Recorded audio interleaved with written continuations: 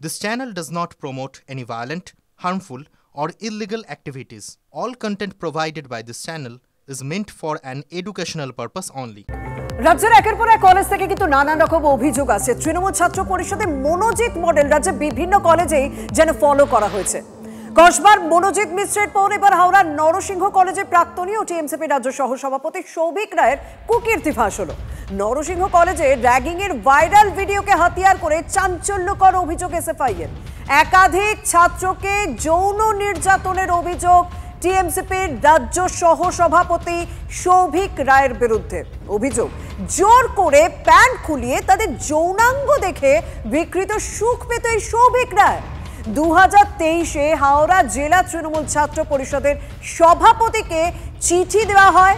সেই চিঠির কপি পাঠানো হয় টিএমসিপির রাজ্য সভাপতি তৃণাঙ্কুর ভট্টাচার্যকেও। অভিযোগপত্রের কপি পাঠানো হয় ব্যাটরা থানা অ্যান্টি র্যাগিং কমিশনেও। তারপরেও কোনো ব্যবস্থা নেওয়া হয়নি বলে অভিযোগ উঠছে। এখনো বহাল তবিয়তেই টিএমসিপির রাজ্য সভাপতি পদে বসে রয়েছেন অভিযুক্ত সৌভিক রায়।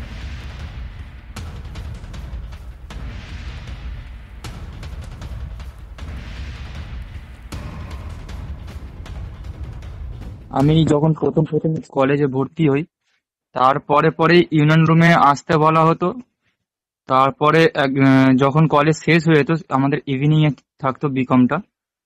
এবার ইভিনিং এ 8টার পরেই যখন সবাই বেরিয়ে যেত ইউনিয়ন রুমে থাকতে বলা হতো কোনো কাজের নাম করে। যাই হোক, আমাকে আমার ফ্রেন্ডসদের 2-3 জন যখন থাকতো তখন সৌভিক রায়, যিনি আমাদের ওইদিকে লিডার ছিলেন, আছেন এখনো, উনি প্যান্টের চেন খুলে যৌনাঙ্গ দেখে ওনার ভিডিও করা, ম্যাচিস দিয়ে আগুনে ছ্যাঁকা দেওয়া, জল ফেলে দেওয়া প্যান্টের ভেতরে, এইসব করে ভিডিও করতেন।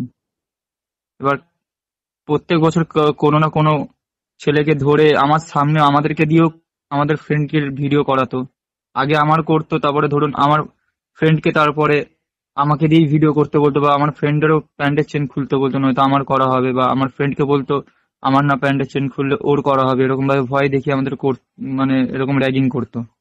আমরা এটা নিয়ে তৃণাঙ্কুর ভট্টাচার্য, যিনি আমাদের তৃণমূল ছাত্র পরিষদের প্রেসিডেন্ট, ওনাকে আমরা কয়েকজনের মাধ্যমে, যেমন দাদার সাহায্যেই আমি সামনাসামনি গিয়ে জানানো করাই আমাদের যাদের উপরে র্যাগিং হয়েছে তারা একত্রিত হয়ে। তারপরেও তৃণাঙ্কুর ভট্টাচার্য সৌভিক রায়কে বাঁচানোর জন্য কোনোভাবে আমাদেরকে চাপিয়ে দেয়, বা আমাদেরকে বলে দেওয়া, আমাদের নাম আবার উল্টে ওদেরকে বলে দেওয়া হয় যে কে কে করেছে, এসে কমপ্লেন করেছে। তো ওনারা আবার আমাকে পরে ধমকি দেয়, কলেজের ভেতরে আমাদেরকে ঘেরাও করা হয় অনেকগুলো ছেলেকে দিয়ে একা। এমনকি আমাদের উপরে মারধরও করা হয়েছে মাঝখানে অনেকবার। নরসিংহ কলেজের ওই ছাত্রের বক্তব্য শুনলেন।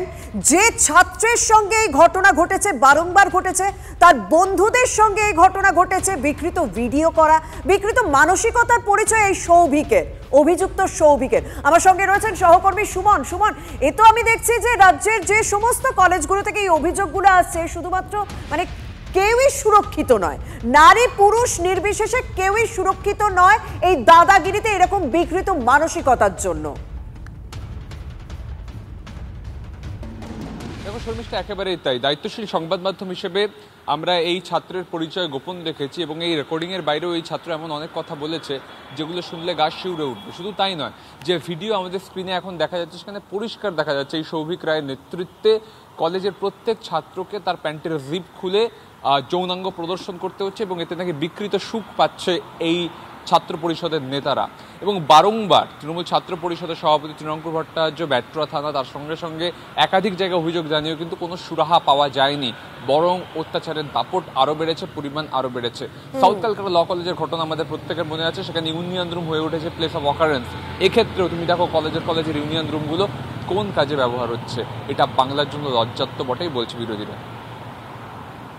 একদম সুমন, তোমার বক্তব্য স্পষ্ট, এবং তুমি যে অভিযোগগুলো তুলে ধরেছো, তুমি যে ছাত্রের সঙ্গে কথা বলেছিল তার অভিযোগ পরিষ্কার যে তার সঙ্গে নয়, তার বন্ধুদের সঙ্গেও এই ঘটনা বারবার ঘটেছে এবং এই ভিডিও ভাইরাল হয়েছে, যে ভিডিও আমরা TV9 বাংলা দেখাচ্ছি, এবং এমন ঘটনা যা রীতিমতো আমাদের ব্লার করে চালাতে হচ্ছে।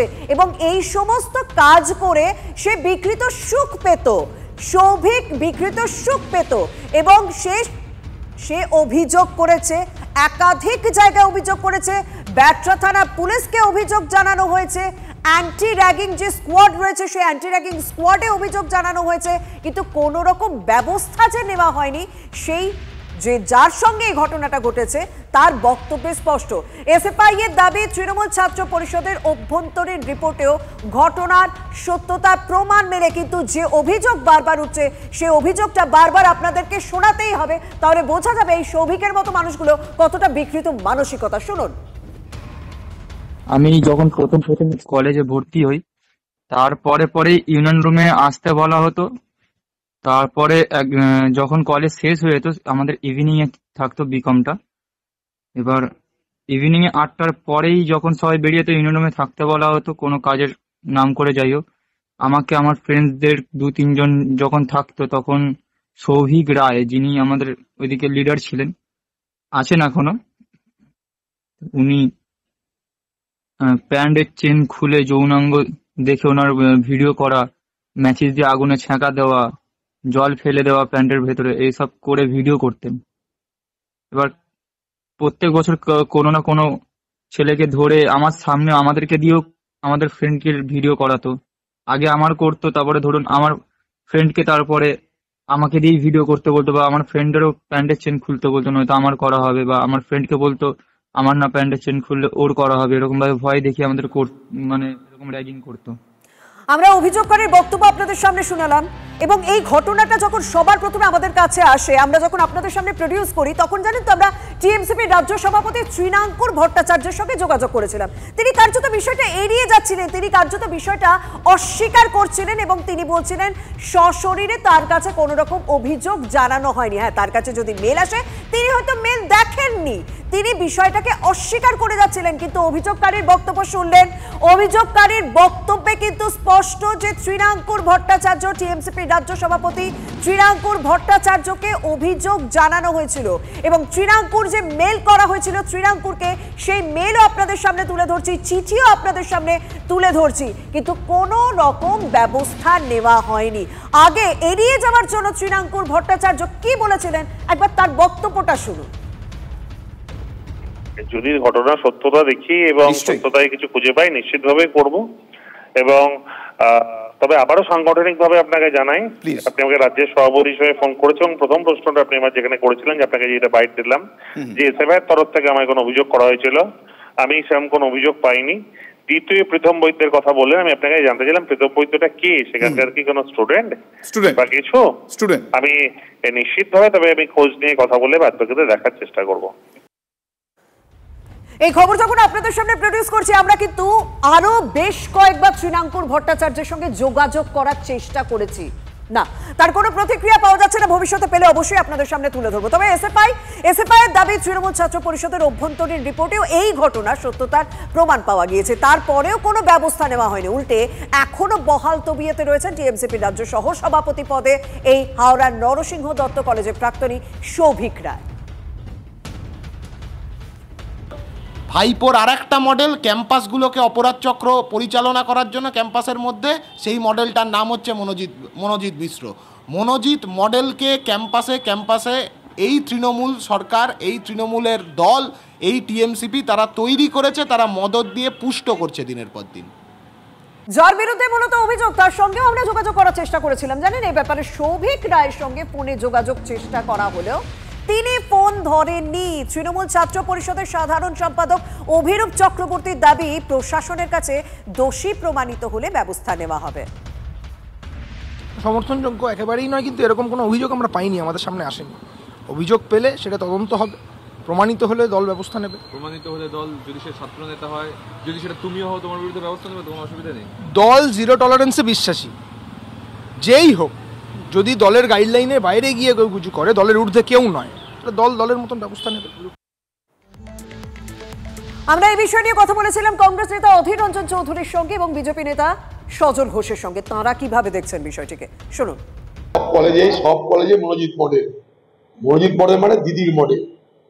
দিদি জন্ম দেয় মনোজিৎদের, তার দলকে ধরে রাখার জন্যে, তার দলের হয়ে গুন্ডামির জন্য, তার দলের হয়ে মস্তানি করার জন্য এবং সেই সুবাদে নিজেদের পকেট ভরানোর জন্য।